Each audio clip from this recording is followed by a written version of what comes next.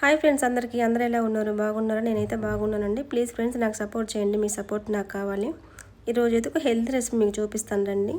పెసలు, శనగలు, పల్లీలు మంచిగా వేరువేరుగా 4-5 గంటలు నానబెట్టుకున్నాను. మంచిగా నానిపోయాయండి. ఇప్పుడు వాటిని శుభ్రంగా కడుక్కొని ఒక బౌల్లో వేసుకొని కొంచెం వాటర్ అలాగే సాల్ట్ వేసుకొని ఒకసారి కలుపుకొని మూత పెట్టి ఒక 15 నిమిషాలు మంచిగా ఉడికించుకోవాలి. 4-5 గంటలు మంచిగా నానబెట్టుకున్నాం కదండి, తొందరగా ఉడికిపోతాయి. మధ్యలో సాల్ట్ సరిపోకుంటే మీరు చెక్ చేసుకొని వేసుకోండి. నాకు సరిపోయింది. ఇప్పుడైతే ఉడికిపోయాయండి. నీళ్ళన్నీ నింపుకొని ఒక బౌల్లో వేసుకుందాము. వీటి పోపు కోసం వేరొక ప్యాన్లో కొంచెం ఆయిల్ వేసుకొని హీట్ ఎక్కిన తర్వాత సన్నగా కట్ చేసి పెట్టుకున్న ఉల్లిగడ్డ, పచ్చిమిర్చి ముక్కలు అలాగే పోపు గింజలు కూడా వేసుకొని కొంచెం ఫ్రై చేసుకున్న తర్వాత ఒక 4-5 ఎండుమిర్చి ఇలా తుంచుకొని వేసుకోండి. అందులోని కరివేపాకు కూడా వేసుకొని ఫ్రై చేసుకున్న తర్వాత మనం ఉడికించుకుని అందులో వేసుకొని కలుపుకోవాలండి.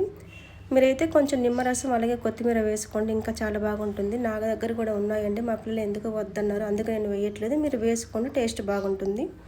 ఇక ఇంతేనండి. మీరు కూడా ఇలాగే చేసుకొని ఎలా వచ్చిందో నాకు కామెంట్ చేయండి. చాలా అంటే చాలా టేస్ట్గా ఉంటాయి. మీకు నచ్చితే లైక్ చేసి నాకు సపోర్ట్ చేసి మా ఛానల్ని సబ్స్క్రైబ్ చేసుకోండి. Thank you.